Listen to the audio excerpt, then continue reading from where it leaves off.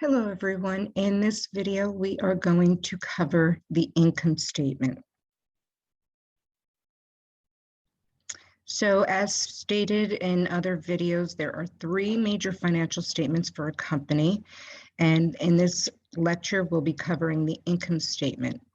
The income statement has many, many names, but I want to tell you that you can always identify an income statement because revenue will always be the first line item on that report, followed by cost of goods sold.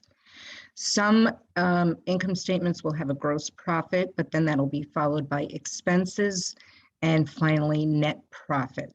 So if an income statement is called by a different name and you're unsure, if you look for these elements, you will know that you are looking at an income statement. So where can you find financial statements for a company? Well, you can go to sec.gov, which is the most reliable source of finding the financial data for a publicly traded company, because every company must file annual reports with the SEC. You can also go to finance.yahoo.com, and they use templated data. So basically what happens with Yahoo, they may combine several line items into their templated format. So if you look at the financial data from the sec.gov and you look at the information from finance.yahoo, the way the numbers are lined up they will be different because Yahoo uses this template and it might get a little bit confusing. And that's why I always think that using the data from the sec.gov is the most reliable. You can also go to a company's website under investor relations, and public companies always create an annual report, which mimics the information on the 10K. However, on the company website, the annual report is typically used as a marketing tool, and they may leave things out. The other thing is the reports that they're showing on the annual report may not be audited, which means once a financial report is audited, there might be changes, right? So if the company website is producing their annual report and it hasn't been audited, you may find differences from the annual report to what you find on the data from the 10K on the sec.gov website. So here's our income statement, and this is the income statement for Intel. And the purpose of an income statement is to measure if the products or services of a company that they provide are profitable, right? And the profitability can be measured over a time period. We're looking at an annual time period, but you can do this monthly, you can do this quarterly, however often you wish to do. So as I said on the previous screen, net revenue will always be shown as the first line item. And then net income at the bottom is your net profit, right? So, and remember what we said about net profit, that's not necessarily what the company has in the bank because of the accrual accounting system. There are certain expenses that are not listed on the income statement, and because of depreciation, where it's only a certain amount of a capital expenditure showing up on the income statement. So as I said, the income statement has various names. Some people will call it the P&L statement, the profit and loss statement, statement of operations, statement of financial results, consolidated statement of operations. So any of those are the income statement. But as I said, the real quick way to understand it is revenue is always your first line item. It's got cost of sales and it's got net income. So just to give you an example, Netflix and Apple and Oracle use statement of operations. Microsoft uses income statements. So it really depends on the company that you're working with, but they all mean the same thing. So on the income statement, you have above the line. If you ever hear anyone talking about, what's above the line, they're talking about revenue, and they're talking about cost of sales, cost of revenues, cost of goods sold, that this could have, various titles. So revenue are sales made by the company. It could be called revenue, it could be called sales, it could be called net sales. Cost of revenues or cost of goods sold or cost of sales, those are the expenses incurred from making the product. So for example, if you sell coffee, there are expenses associated with making and bringing that product to market. You have to get coffee beans, and there's packaging, and there's just all sorts of things that go into your final end product.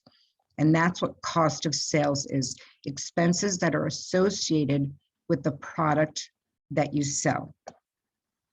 So to get to your gross margin, you subtract revenue minus COGS, and that's your gross profit. That's 43,612, and that's simply the 77 minus the 34.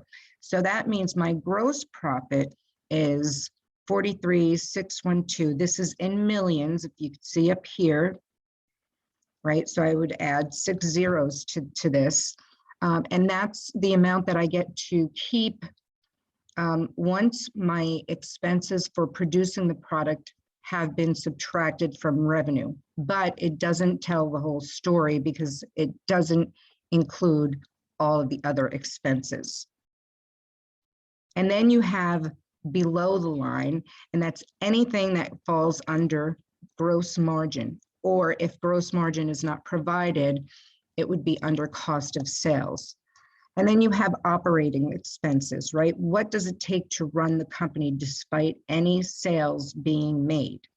So for Intel, as an example, their operating expenses totaled 19,934. And their operating income, which is their gross margin minus operating expenses, is 23,678, as you can see here.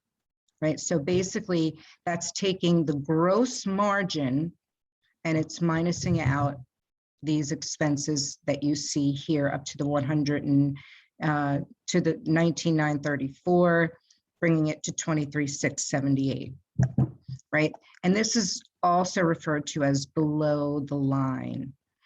And then you also have taxes that are included in that. And then you have your net income, which is your bottom line.